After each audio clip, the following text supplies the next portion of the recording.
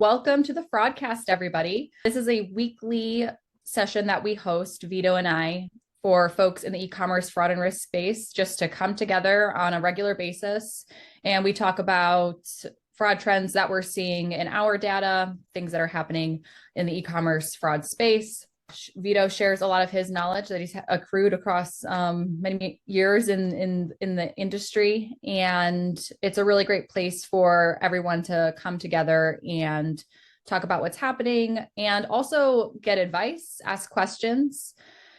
We have a really great group of people here each week where, if you're going through something, you're experiencing a challenge in your day-to-day work, this is the type of space where you could come and ask specific questions and crowdsource some solutions and hear from other people's experiences.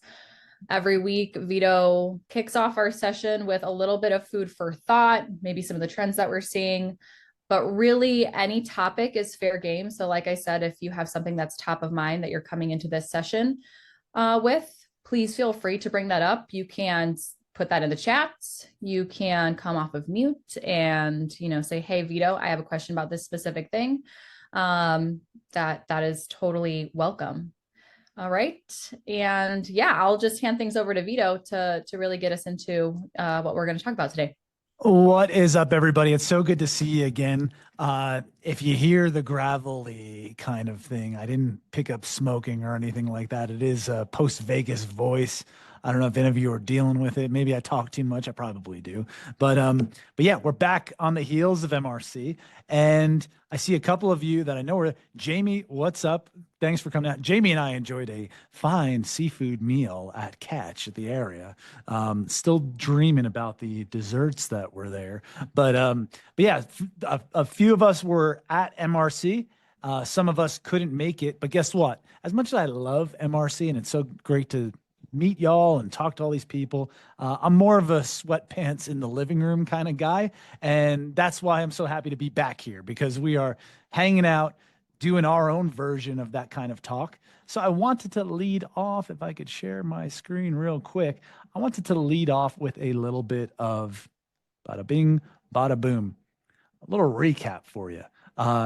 Here's some pictures of me in the flesh here. We were having a great time there. A lot of fun was had. I had to pay Doug to take this picture with me, but we had a great time there. And I wanted to give you a recap. If I could boil it down to one thing at MRC, it was this. What I got from everyone there is that we're redefining what a provider does for a merchant, because stopping fraud and keeping the bad actors at bay is very much table stakes. It's very much table stakes now. And I wanted to share with you a story that I was lucky enough to take part in on stage at MRC. And this story comes from a gentleman by the name of Tim Harp at MRC, great guy, who talked to me about what he is able to do through automation. And it's this. Think about liquidation. Think about all those SKUs that you can't move, that you're looking to send to a liquidator and get kind of pennies on the dollar for, kind of that last ditch move. What Tim does with his provider is, rather than sending things just straight to liquidation, it's, hey, I've got, X amount of SKUs that I can't move or they're not moving. I'm going to find 4 or 5 individuals in my network who I see as power buyers, who are just operating at very high frequency, very high volume with me and my business. I'm going to share these names with my provider and say, hey, have you seen these individuals across your network, and are they as upstanding as I think they are? After that kind of back and forth happens with his provider, that list of 5 gets whittled down to 2 or 3. His team will reach out to those 2 or 3 power buyers, and they'll say, hey, how would you like a really special, great deal on this huge amount of inventory? And it works. So they're able to offload a lot of inventory to power buyers that are vetted through their providers, and everyone is happy at the end. Revenue goes up a little bit for the business. It's a little bit better than going that liquidation route. You're making a really great connection with people who are operating in your network already. It's kind of out of the box thinking about how that relationship works. So let's all dream a little bit here. Let's all talk a little bit off the cuff. Automation, i.e. the stuff that a provider can do for you. And this is not just a decisioning provider. Think even about your single signal providers. When you get that kind of feedback on an email or an IP address, all that kind of stuff. What can automation do for you in a utopian sense? Like, what do you wish would be taken off of your plate so that you can dream and soar and use whatever other metaphor you might have?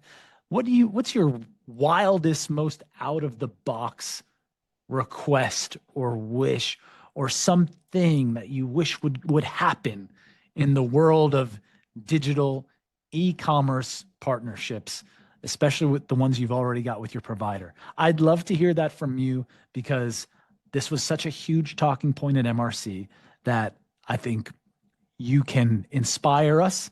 And also with your inspiration, I and the people who were at MRC could chime in with some of the stuff that we heard on the floor, best practices, kind of the way the industry is working. So floor is yours, dream time.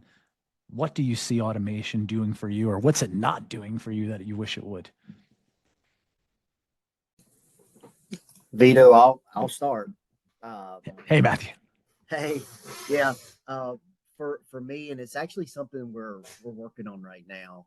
It's trying to have automation where we upload our chargebacks into our fraud tool. So it's a little bit embarrassing, I guess, maybe to say, but in today's world for us, it's a manual process. So it's one of those things that I know in my head, like this should be an easy API, scenario, and just I shouldn't even have to touch it. But it's something that for the last maybe 6 months or so, we've been really trying to put together, because right now it's a manual lift on our side to upload those chargebacks into the fraud tool. So that's the first thing that came to mind when you said that. I love that. And if we could double click on that a little bit, is it the dispute process that's going to benefit from that? Is it the quality of decisioning? Is it both? Is it more? What kind of breaths of fresh air can you take if that were off your plate? Yeah. So, well, obviously it would allow us to have more time to focus on other tasks, than having to 3 days a week. What we're doing right now is manually uploading those chargebacks into the fraud tool. So, there's a lot of things that we could do on our end that we're not getting to today, just by getting rid of that. So, yeah. That more, I love it. Thank you, Matthew. That more time for other tasks bit. I want to share some things that I heard at MRC a little bit, and maybe there's even more there, Matthew. What was really interesting to me is, as you all know, even though we're in the e-commerce conversational space, brick and mortar still exists and is very important, and it's probably not going anywhere no matter what the naysayers say, right? Real estate is real for a reason. And some of the people that I spoke with were saying after they had automation take some work off their plate and out of the purview of their teams, they were able to allocate e-commerce analysts to the brick and mortar space to say, hey, how can we reduce shrink? How can we better, do some sort of logistic work with our brick and mortars? So brick and mortar feels the uplift from e-commerce automation. That was something that was maybe not so groundbreaking or wild when you think about it on a Monday morning quarterback level, but we're just so tuned into the e-commerce space that you don't really realize that there's a lot that can be done with a skeleton team or a team of any size in brick and mortar once you take the stress off of e-commerce. And perhaps without going into detail, Matthew, like, is that the sort of thinking that happens on your end as well? Are there itches that need to be scratched on the brick and mortar side that could be scratched perhaps if you cleared some of that up? So just to be safe, I'll say yes. I'm sure there is, right? I mean, there's a lot of things that we just don't know, because you get so focused on certain granular to-dos. So yes, I think for us, where we're at right now is freeing up more time so that we can get more involved in things like return abuse is a big deal. Dealing with, like merchandise not received allegations, like how many of those are fictitious. And another thing is for us is we have a call center. We have multiple call center locations. They are international, which is interesting in the legality dynamics of that. But we don't do a whole lot with monitoring them. They're very much empowered. Now, that's not to say they may all be doing great. I don't know, but it's something that I think is worth exploring. So the more time we can move away from the e-com day-to-day analysis pieces, there's some other things that we definitely could do and explore.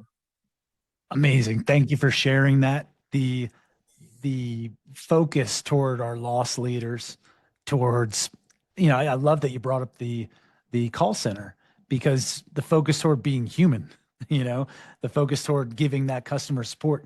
Another thing I heard a lot about at MRC was the fact that a strong loyalty program really helps. And I thought that I was thinking different than this. A strong loyalty program really helps combat ATO. Why? Because if I can articulate to the rest of my company that buyer integrity is so key, or buyer account integrity is so key to our mission and keeps people coming back, then I can also do those things, that the stuff that we in the fraud world love to talk about. I can also articulate the need for, refreshes to clear out stored payment instruments from aged accounts, multi-factor authentication and 2FA for logging into accounts that have stored payment instruments. All of these things are just simpatico. So if we can really drive our human-y element, number one, we're differentiating ourselves in a world of AI and very, very digital based, commercial activity. And number two, we can get back to what matters most for us in the fraud space, which is how can we make sure these accounts stay, safe and secure. The win-win for everybody involved is a lot clearer when it's spoken through loyalty and repeat customers and CLTV versus just the screaming at the top of our lungs, they're going to steal all of our accounts, that kind of stuff. So Matthew, fantastic stuff. Anyone else? I'd love to hear from the rest of you. And I don't want to pick on anyone, but I think Jamie's got a lot here. Jamie, if you wouldn't, I'd love to hear kind of what automation has done, could do, should do for you. Not to put you on the spot, but we did kind of talk a little bit around this at dinner, and I think the rest of the world would be so lucky to hear what you have to say. I knew you were going to pick on me. I knew it. Well, funny enough, that was what my speaking topic was at MRC this year. It was all about like kind of pick a thing that you automated and talk about how that like changed your world, So we've done so much in the last like 2 years that it was hard for me to pick like a one thing to talk about. I was just saying in the chat that like our group has automated our chargeback data file flow. We did that last year. And that was sort of one thing I completely forgot about. That was like a big win for us. When Matthew brought that up, we, moved to pre-authorization, which was huge, from post-auth to pre-auth. We moved on to 100% decisioning, for Signified to do the decisioning for us. So we've really had a lot of changes, and I think our group impact, it was all at once. So like, it was kind of wild for us because most teams are so used to just being like in the weeds with review or like some monotonous task, like Matthew was talking about the chargeback files, downloading that and putting it where, and then, having to do all that stuff. And So we had a kind of a culture shock with our little group. I just have two specialists underneath me, and it was like, what do we do with all this free time, So it was kind of, different for us, but we really did try to like repurpose, along with like what Matthew was talking about. It was like, okay, well, now that we have like the fraud chargebacks covered, and we don't really have to, dive into those anymore. Looking at like, what are the rest of the disputes that were coming in, and looking at like our post-sale process, and sort of what's causing those, post-sale disputes. So it could be like our return process. It could be our carrier stuff. And that kind of like was the first thing I thought of with the automation, is like looking at it, in a dispute process, when we're trying to look at, providing proof of delivery. I would love if we could get an automated feedback loop with everything that my team needs to respond to a chargeback, with proof of delivery, the picture, the signature, the full address. Like, I would absolutely love to not have to go to a logistics group to get something like that, because they have access, I don't, or they have to directly reach out to the carrier, or we do, or too bad, we just don't, FedEx just doesn't do that, deal with it. So I think that's the thing that I would love to see next for us, is trying to get like a complete picture of our like delivery process, because that's where we really find that our losses really come from, is we didn't provide a full picture of that. But we didn't get the full picture, and we can't get the full picture in some cases. So I think that would be my answer. But we really had to shift our gears from like just day-to-day grinding manual review and fraud chargebacks to what else is left. You kind of figure that out when you're not dealing with so much fraud anymore. It's like all the other things. So then you're trying to figure that out at the same time. Sometimes I'm right, and I knew I'd be right by calling on you, Jamie, and that's phenomenal. Well, I'm like you. I don't shut up. Yeah. If any of you were by me and Jamie, we just had it was like the United Nations with two people. We were just going ham at this dinner. So I found someone who I can really get along with, and thank you for that, Jamie. But Jamie brings up a really good point, right? You're able to breathe a little bit clearer, and as the song goes, the rain is gone, right? I could see clearly now.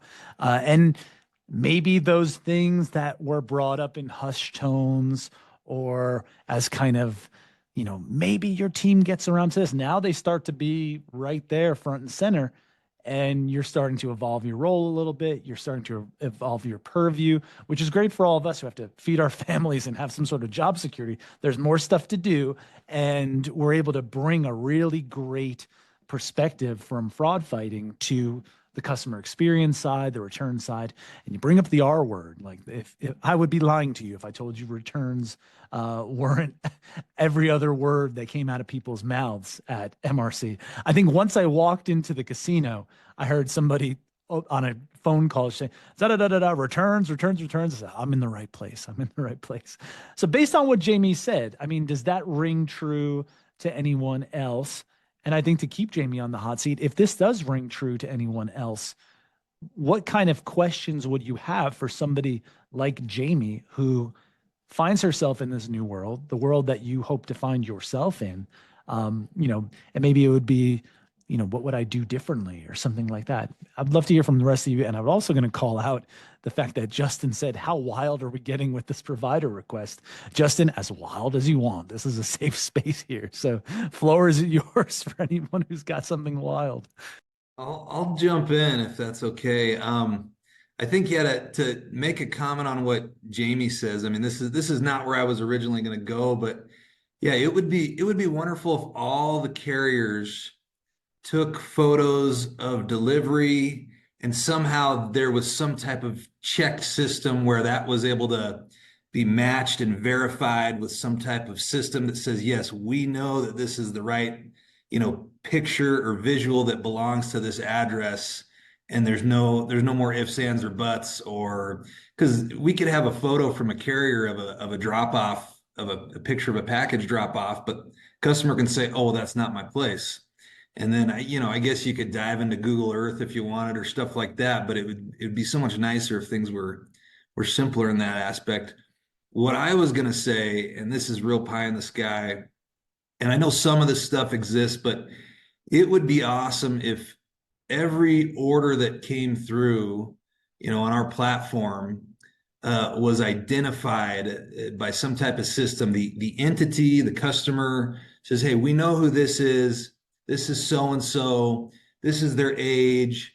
This." And I know there's privacy issues with this too, but like this is how much they spend online shopping annually. These are their habits. This stuff like that. So you could look at a customer and say, "Oh, hey, this is someone we could target a little heavier." Or, "Hey, wait a minute, this person doesn't have a lot of online history.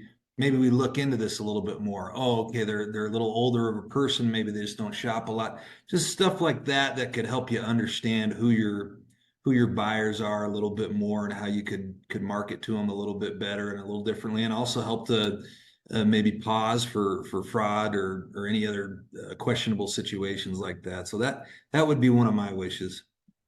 Justin, a great wish, but I'm going to tell you that was also pretty much tip of the tongue for everybody. So I don't think it's as pie in the sky as you'd like to think, because how we rely on a provider is part and parcel with how we reach out to our loyal customers, our future customers. We're trying to get that soulmate customer in. So to tell you, hey, John Doe over here, maybe they've never bought your jeans before, but they're a huge jean buyer, and they don't go for just the cheap stuff. They go for the top flight stuff. That's a really good thing to know. I can tell you, I'm with a provider now, and there's many providers out there, but everybody is talking about that. And I want to parlay. I was in Vegas too long. I'm talking about doing parlays here, Justin. I want to parlay on what you said a little bit, because those demands drive the market, right? Those demands drive everything. So I'm here to tell you, dream on and be critical of whoever you're working with to push that kind of stuff. That's how things get developed. Or even another component of, hey, this person's a great customer, but guess what? They return more than half their stuff. So just be aware of that. Or, and then we say, okay, well, let's keep an eye on this one and stuff like that. Because the world of blocking entirely or whole cloth is gone. If we know that about somebody, they might be prone to return a lot. Maybe they don't get that immediate rapid refund. Maybe they get the 30 days instead of 60 days to return or something else. It's just new funnels to put people in, all driven by the insights, the rapid insights that a good provider gives us. So you're on the right path. And maybe you were at MRC in disguise, because that was kind of, we're here to ask. Didn't make it down there, unfortunately, but maybe in the future. Matthew, I see a raised hand. Yeah, I just wanted to piggyback real quick off of what Justin and Jaden had mentioned. Obviously, the return fraud issues, return analysis, that's a big deal that we're looking at. But from an automation perspective, since we're dreaming, I think it would be wonderful to be able to do something with retention of like shipment information. So for example, y'all have all already noticed this, but if you go to like a FedEx or UPS or et cetera, they have retention periods. So they'll hold that tracking information for usually, let's say 90 days, hypothetical, okay? And then that stuff goes away. But you'll also notice that your chargebacks, they can exceed that 60, 90-day threshold.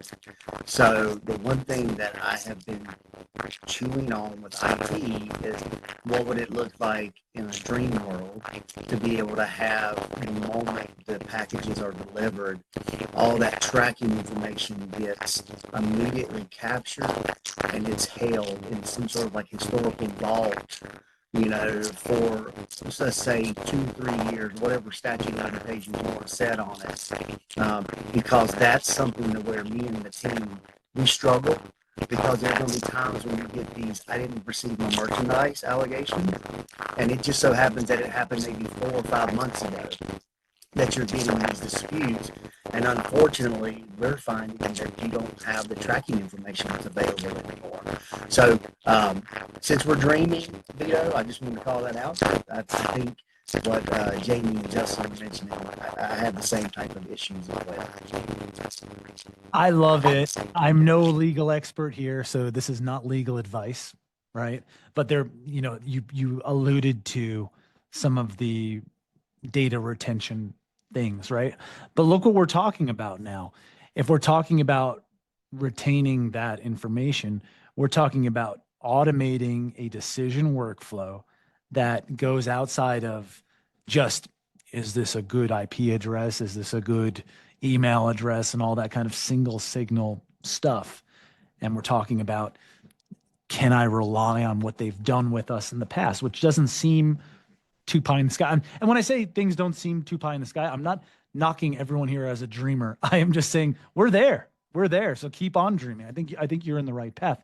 Has anyone had, and Jamie, I don't want to keep calling on you, but I do want to keep calling on you. Has anyone had success in either making a returns-based decisioning workflow based off historical tracking information? Or has anyone had success with disputing chargebacks based on returns around those historical tracking information data points? We haven't had any luck with with that as like a whole, sort of like creating a like know your customer type, picture of who they are, and like if they've had like past abuse, or if they're doing something bad. We have had decent luck like reaching directly out to the carriers to get information, like you said, Matthew, with like, I can't see this anymore because it wasn't retained anywhere. It seems like it's scraped from our perspective. But the carrier still has that, and our retention is like, I think it's 6 months.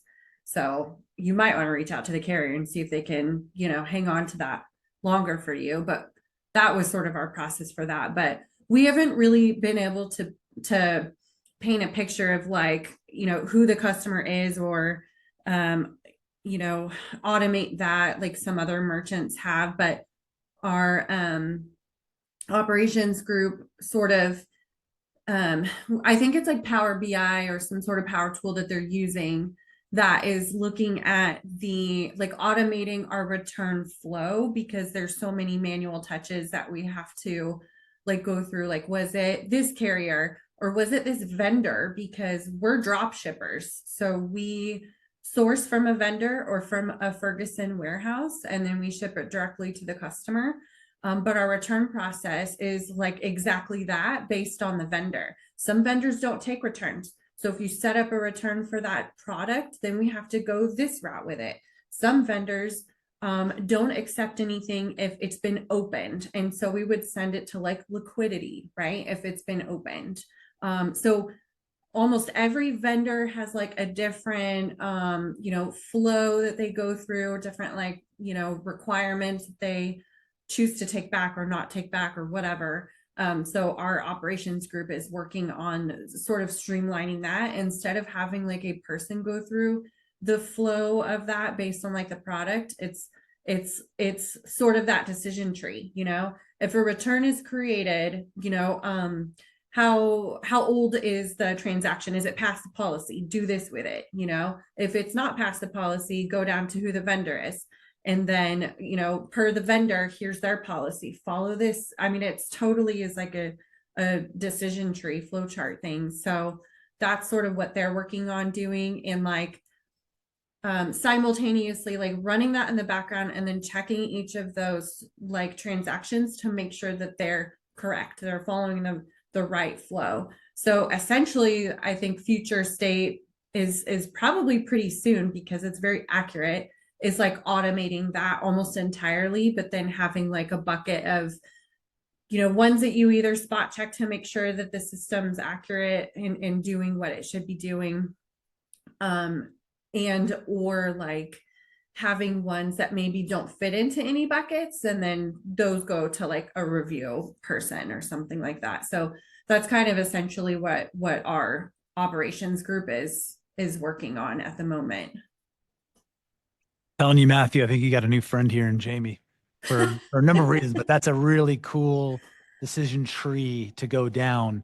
And when we think about reallocating our manual resources and the people who would be alleviated from automation, now they can build out that decision tree. Now you could test the validity and the efficacy of those flows. That's really cool stuff. What do you think about that, Matthew?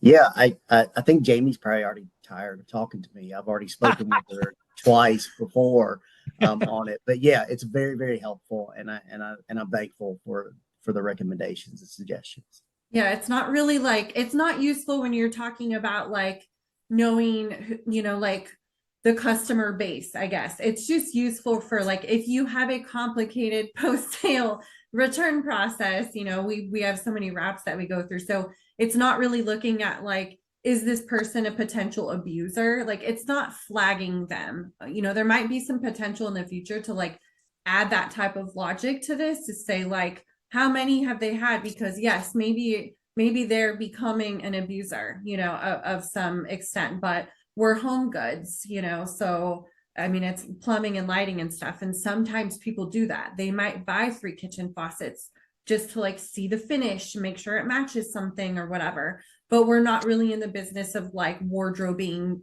type abuse or anything like that.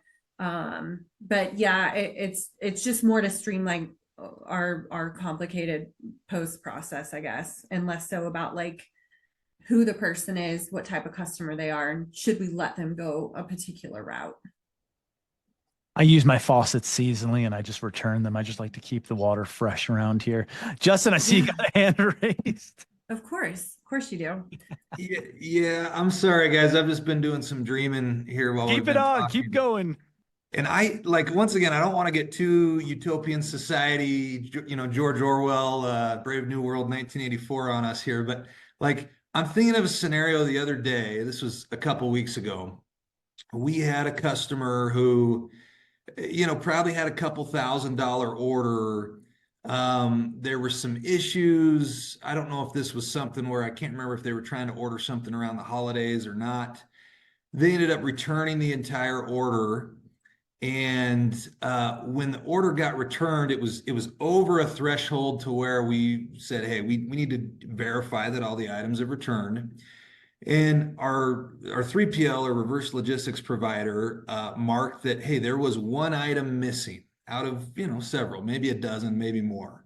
And so our practice is, look, we don't have time to notify a customer or chase that down. We are going to refund what we've identified has returned. And if there's discrepancy, the customer will reach out, and usually we give the benefit of the doubt to the customer, right? If they battle hard enough.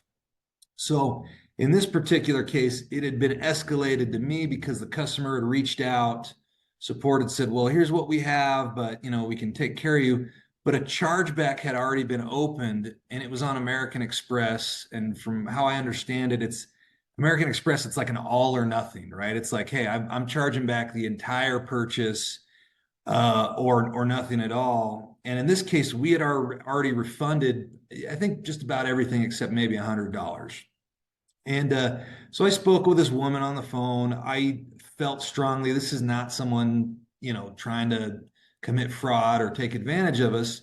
There was probably some misunderstanding somewhere, and we're just going to take care of her.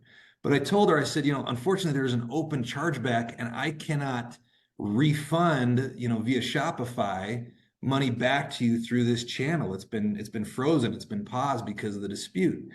And she was freaking out and all this stuff. I said, well, generally, like, this has to be settled, and then we could look at options to take care of you. Well, I said, look, there's one other option we could do. I said, but it's either we can like send you a PayPal transfer directly, we can cut you a hard check for the difference. But I said, I'm going to need you in good faith to reach out to your bank and drop the dispute. And a phone call is always the best and most effective. So she promised me she would do that. I take care of her. Well, the next thing I know, there's an email sent to American Express. I'm copied on it. and we don't get a response. A few days I follow up with her. I say, hey, were you able to call? I don't get a response.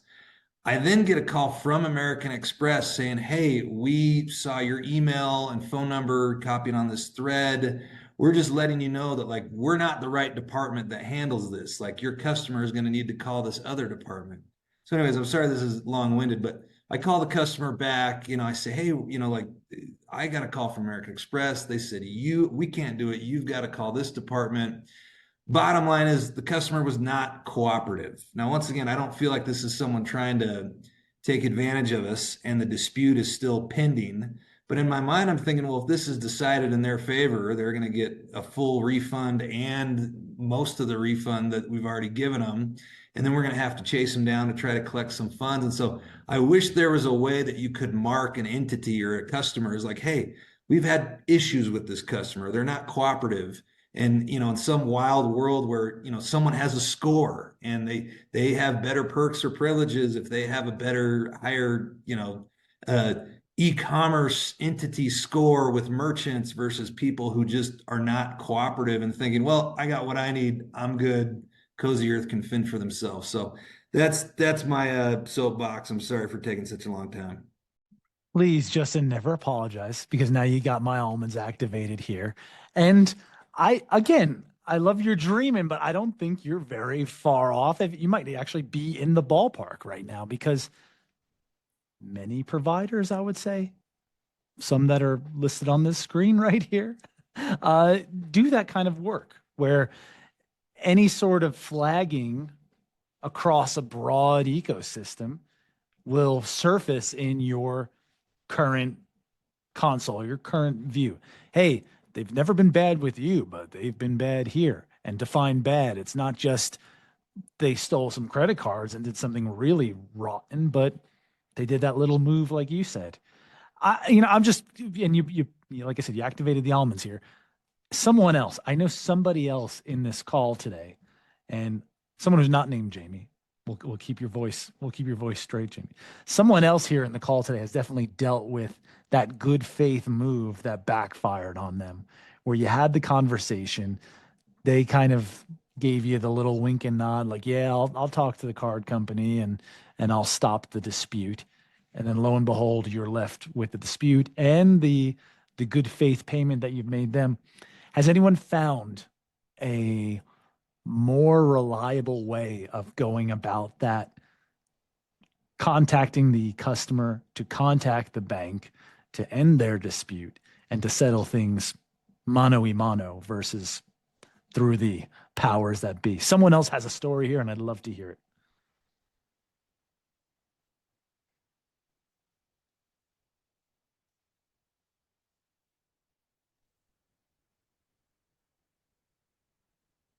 Vito, I don't have a story on this one. I'm not sure if you're fishing for someone else that you know of, so you may want to call on them if you do. I'm always happy to hear from you, Ellie. So great. Yeah, and thank you. I didn't know this topic was going to come up, but along these lines, it's something that we're working on to make sure that you can get this sort of real-time instant certification from a customer so that you could use it as documentation in your evidence if you need to still submit something back. And it's not something that we have available in production, but it's something that I'm currently looking into in this moment. So I thought I'd say something since you brought up this specific thing.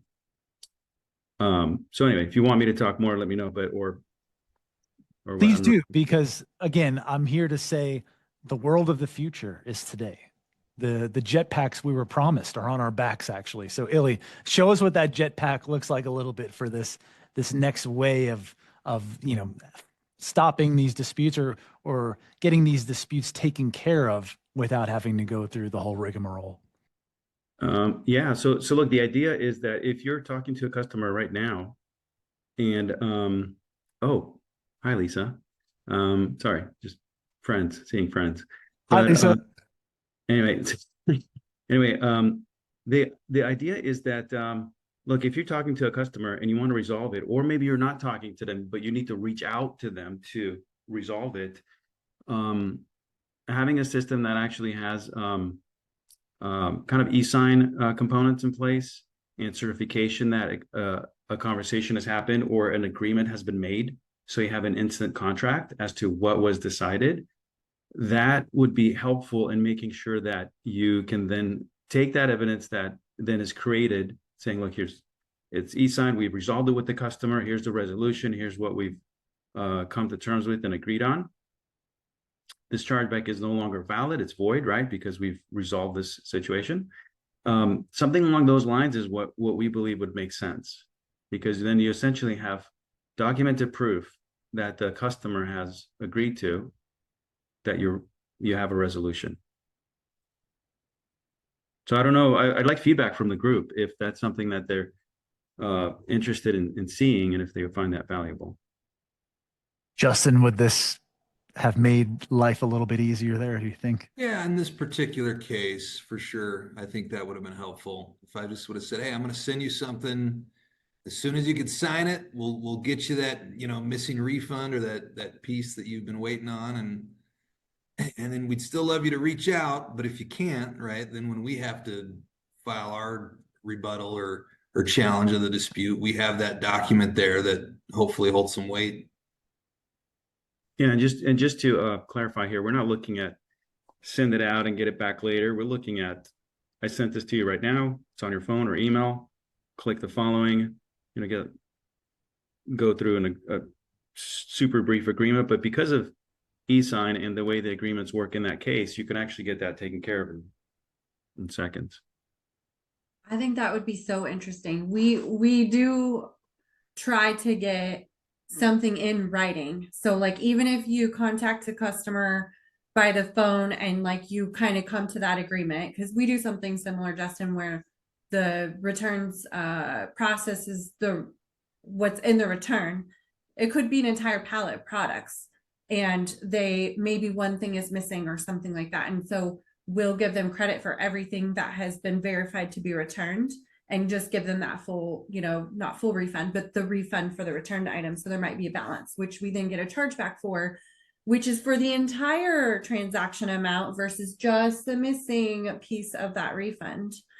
But we try to, like, even if we talk to them, through the phone, we try to follow up with an email or just send an initial email instead of a phone call, and work through that and have everything documented, come to like that sort of agreement or something like that. If it's a higher dollar transaction and we're, sort of working through that with them, but send that in your chargeback representment. But we've also had good luck. Like we have an ability, I don't know if everybody does or if it's different for some merchants, but through our American Express portal, we can accept a partial amount, which is really cool. We can't do that with PNC, anybody with like First Data, but American Express chargeback portal, you can accept a partial amount. So essentially we can, say like, we're going to accept the chargeback, but we're only going to give them $200 or whatever that like, amount is. And so if you respond with that, and then if they don't agree with that, basically if the cardholder doesn't agree with that, it'll come back as a chargeback, like for probably a different amount, like maybe even the amount that they're just due to have. But I think any sort of like acknowledgement, like you said, is just key for trying to get anything back in your favor. And here on the ranch, we like to resolve things with a handshake, but I think that's the past. I don't think that works anymore. So Illy, Justin, Jamie, Matthew, everyone who came out. I think we've got a whole bunch of new friends here. And I think a lot more conversations are going to, branch off of this one, which is the whole point. So in closing, let me tell you this. I am so happy to be back home, and not just back home on the ranch, but home with y'all. I look forward to this so much, and you guys make me feel so energized for my week. I hope we bring a little bit of that to you. So thanks for coming out again.